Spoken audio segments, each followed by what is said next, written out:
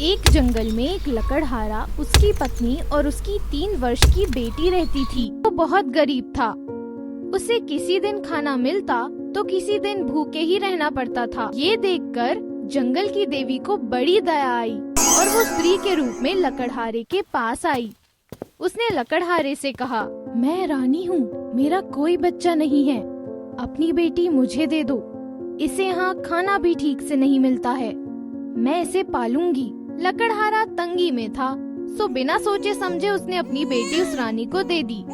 One देवी उसे अपने साथ ले गई और उसका अच्छे से पालन पोषण करने लगी। जंगल में जमीन के नीचे एक महल था। उसमें रहने के कमरे के अलावा 13 कमरे और भी थे। 13 ताले थे, उनकी 13 तलियां थी। वो सभी 13 कमरे हमेशा बंद रहते थे। एक दिन वन देवी कहीं जाने लगी तो उसने लड़की से कहा, देख, मैं तुझे 13 तलियां देती हूँ, इनसे यहाँ के 13 कमरे खुलते हैं। तुम्हारा मन ना माने तो 12 कमरे खोलना, लेकिन 13वां कमरा ना खोलना। इतना ध्यान रहे, नहीं तो संकट आ जाएगा। जब वन देवी इतना कहकर चली गई तो वो लड़की जो अब सयानी हो चुकी थी, एक एक कर सभी कमरे खोलकर देखने लगी। कुछ दिन बाद उसने 13वां कमरा भी खोल डाला। दरवाजा जरा सा खुलते ही उसने देखा कि अंदर तेज प्रकाश फैला है। जब उस प्रकाश की एक किरण उसकी एक उंगली पर पड़ी तो उसकी उंगली सुनहरी होकर चमकने लगी। लड़की ने फौरन दरवाजा बंद करके ताला लगाया और कान पकड़े कि वो 13वां कमरा फिर कभी नहीं खोलेगी। फिर उसने बहुत उपाय किया कि उसकी उंगली सुनहरी ना रहे, पर वो वैसी ही चमकती रही।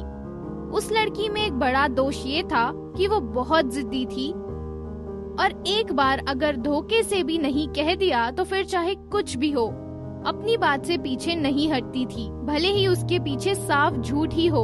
वन देवी जब लौटी तब भी यही हुआ। उसने लड़की से 13 कमरे की तलियां मांगी तथा साथ ही पूछा, 13वां कमरा तो नहीं खोला? जवाब देने में वो कुछ हिचकिचाई और झट से सुनहरी उंगली दिखाने लगी। इससे वन देवी को उस पर शक हो गया। उसने फिर पूछा, 3 बार पूछा, पर जिद्दी लड़की एक ही झूठा जवाब देती थी, नहीं।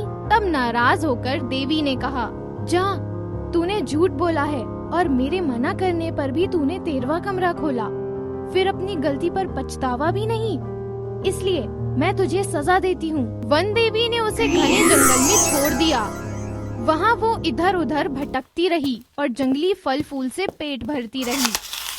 वन देवी ने उसे गूंगी होने का भी श्राप दिया था, तो वे गूंगी हो गई। तभी एक दिन वहाँ एक राजकुमार आया।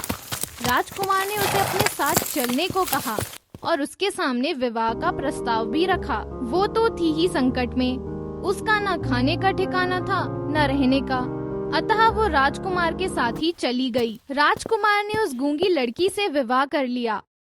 दोनों सुख से रहने लगे। कुछ दिनों बाद जब उनके यहाँ एक पुत्र ने जन्म लिया तब वही वन देवी उनके यहाँ आई। वन देवी ने उस लड़की से वही प्रश्न दोहराया, 13वां कमरा खोला था या नहीं, सच बता, नहीं तो मैं तेरा बच्चा उठा ले जाऊंगी। जिद्दी लड़की ने फिर भी नहीं ही कहा। वन देवी उसका बच्चा उठा ले गई। सब परेशान थे, अब क्या होगा।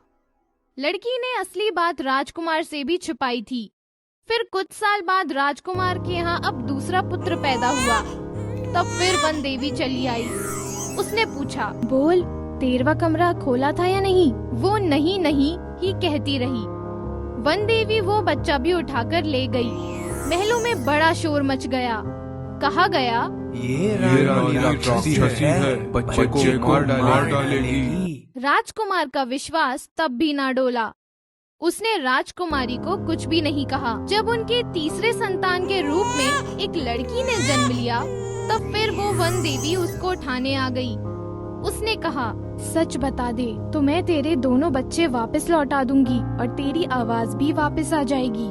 पर वारी जिद्दी लड़की रानी बनकर भी सच न बोली, ना ही उसे अपने झूठ बोलने पर पछतावा हुआ। तब गुस्से में वो बच्ची को भी उठाकर ले गई। इस पर राजकुमार उस पर क्रोधित हो उठा। सोचा, सच ही है, ये बच्चे को मार डालती होगी।